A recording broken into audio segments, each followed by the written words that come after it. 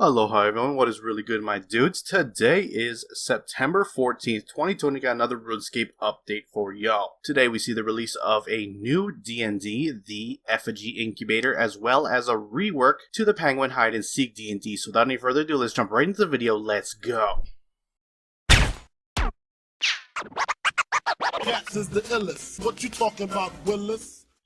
Alright guys, starting off, let's talk about the Effigy Incubator. This is going to be a new high-level monthly D&D set in Anachronia. In order to participate in this D&D, you're going to need at least 85 in either crafting, rune crafting, invention, or smithing, and have completed the Desperate Measures quest. Before you can participate in the Effigy Incubator, you're going to need to complete a short mini quest for Mr. Mordeaux on Anachronia. In this D&D, you're going to have a limited time to gather materials, create new types of effigies, and then take those out into the wider world, train with them much like you would with skilling urns, filling them up with knowledge, ultimately giving you either a prismatic star or XP lamp, with the chance of either upgrading to a dragonkin star or dragonkin lamp. So at the start of this D&D, you're going to be entering Kerapac's lab for a limited time, gathering one of 4 different essential materials. Depending on which material you collect, you're going to be earning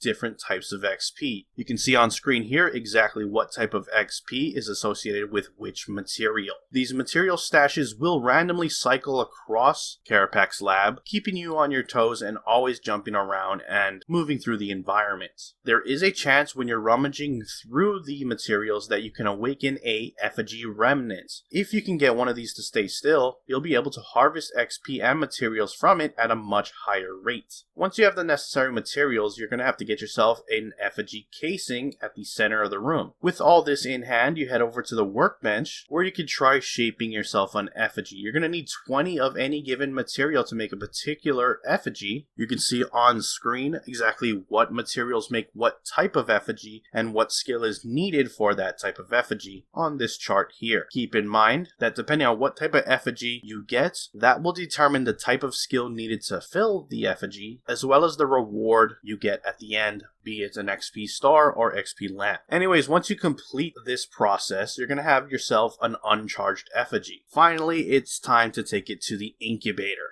Creating and incubating effigies is going to net you a nice bundle of XP in the appropriate skill. Now, I did talk about earlier that this is a limited time D&D, which is partially true. You can actually train here and create effigies after your timer has run out. However, any of the activities you participate in Kerapac's lab after the time runs out will be significantly lower XP rates. So you're going to want to utilize the time you have in here as best as possible. During this time frame, you can create as much effigies as you would like, and I'm sure as time goes on, people are going to develop the best strategies for optimizing and creating the most amount of effigies in the allotted time. That said, let's talk about using the effigies after you have already created and incubated them. Here you can see the various different types of effigies and exactly what type of skill is needed to train in order to fill them up. As I said earlier in the video, they're going to function very similar to skilling urns. You just have them with you when you're training at one of these given skills, and they will fill up. They require 60,000 XP to become full. Explosive and unstable effigies are going to give you an XP star with a chance of it becoming a dragonkin star, whereas erratic and volatile effigies are going to give you XP lamps with the chance of upgrading them to a dragonkin lamp. Finally, as you'll be creating new effigies once a month, Jagex is also taking this opportunity to provide a new avenue of storytelling. Each month there will be new lore for you to learn about with the incubator, whether it be with dragonkin, the effigies themselves, or more. And that is pretty much it for the new high-level D&D, the Effigy Incubator. We're going to move on over to the Penguins D&D and see what's been reworked with that. So let's check it out. So for the most part, the Penguin D&D pretty much functions very similar to what it did prior to this update, but there are some big changes. First and foremost, there is a brand new reward shop if you go and visit Chuck in the Ardoin Zoo. Previously, it was just a chat box where you turn in your penguin points for either coins or XP. You can still spend your penguin points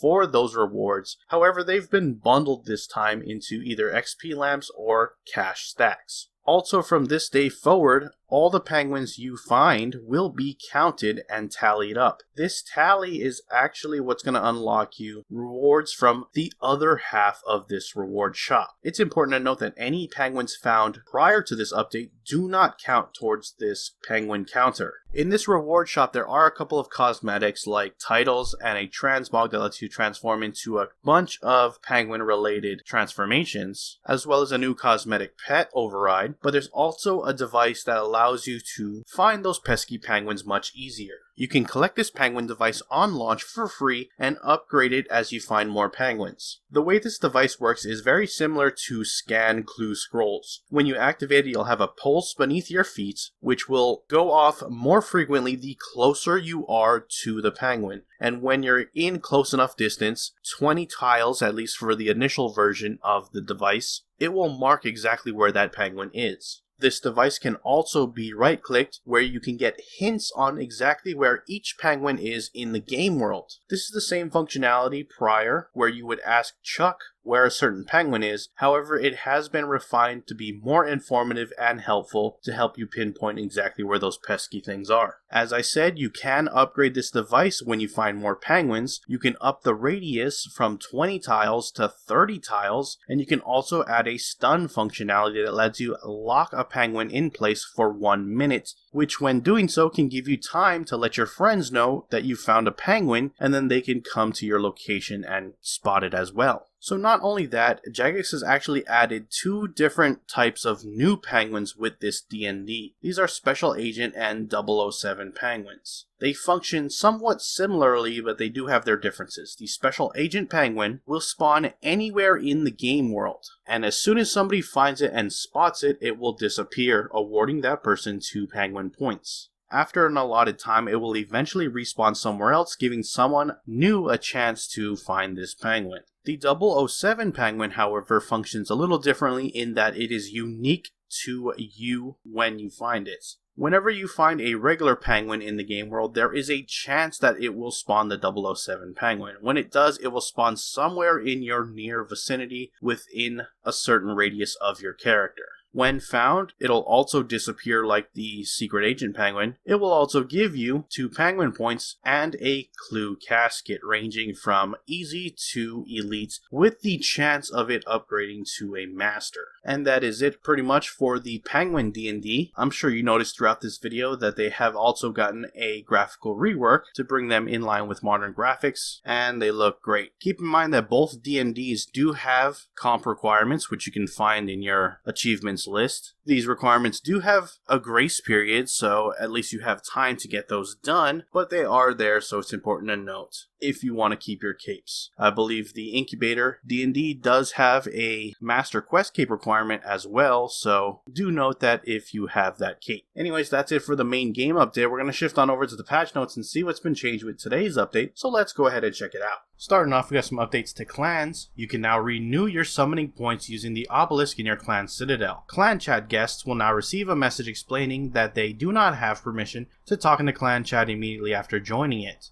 The kick message for clan members can now be found in the quick chat box. One quick mobile fix, they've added the option to toggle the mobile connection and battery status display. This option is found under settings, gameplay interface, UI customization on the mobile client. Moving on to some other changes, after leaving the familiarization D&D, you can now be placed back at the obelisk in Taverley instead of the Lumbridge crater. And the XP claim screen now uses the standard lamp XP UI. Unavailable skills will be grayed out. Moving on to bug fixes, the % sign has been removed from the first bonus quantity numbers in the Tsunami ability description. Fixed an issue with the untackable rabbits in the Lumbridge crater. The Skull of Remembrance now interacts properly with Ziliana's gift and the Gilded Cabbage. Fixed an issue that occurred when using the enchant crossbow bolt spell during PvP. The blueprint hover sound has been removed from the inventor's workbench. Ladders on ships in Witchhaven and Brimhaven will no longer cause players to teleport. The legacy mode interface will no longer cause crashes. Gold wrist options activated in Thessalia's clothing shop will no longer appear silver on female characters.